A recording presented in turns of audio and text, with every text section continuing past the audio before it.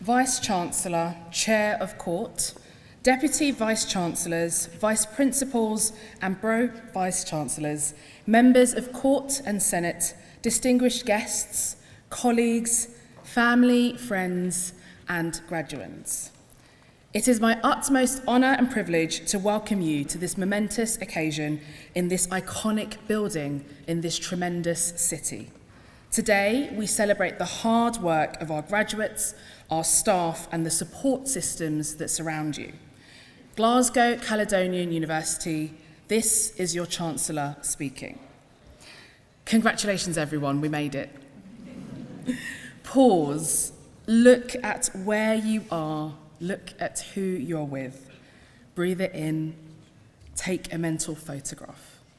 Many could barely have dreamt of a day like this. The hard work, the ups, the downs, and the in-betweens have built up to this moment. Today, we follow in the footsteps of many GCU alumni, chancellors, and staff.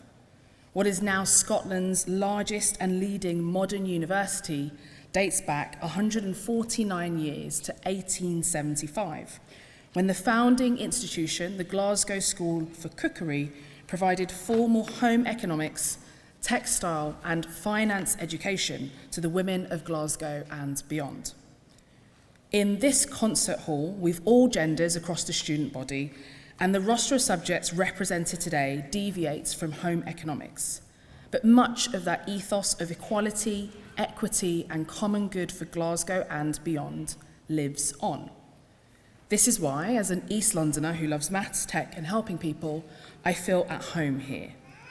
It's incredible to see what happens when people come together to learn, research and solve problems as you have done in the past few years.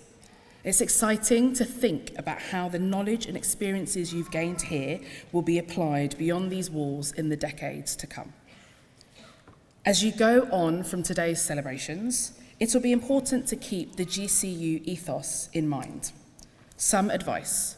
Yes, you have a new certificate. No, you shouldn't stop learning.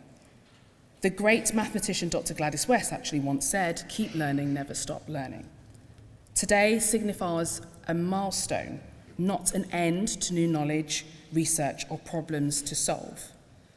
Make a conscious effort to continue hearing and seeking new perspectives, as well as connecting the dots across disciplines. It's not said often enough that the best innovation comes from cross-disciplinary approaches and diverse inputs. We wouldn't have the word scientist if Scottish writer, mathematician and polymath Mary Somerville hadn't turned up amongst her men of science peers to contribute new ideas. She went on to tutor Ada Lovelace, who was the original programmer.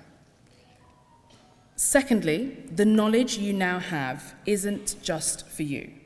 It's for the common weal, known also as the common good.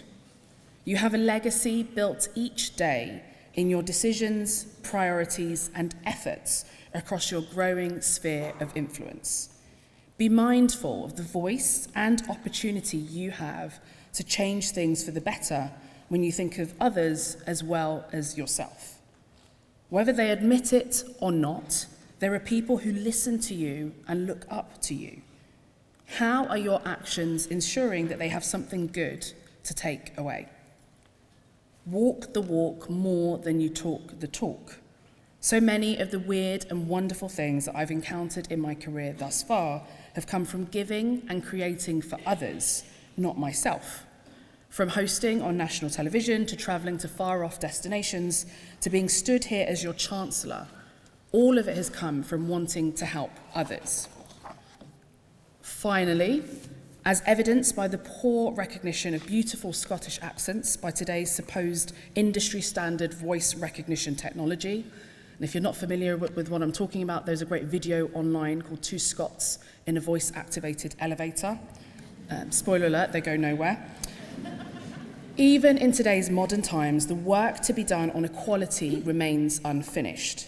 Not just in technology, where I spend most of my time working towards social justice and equity, but in our legal, education, and today's ceremony very relevant, healthcare systems and beyond.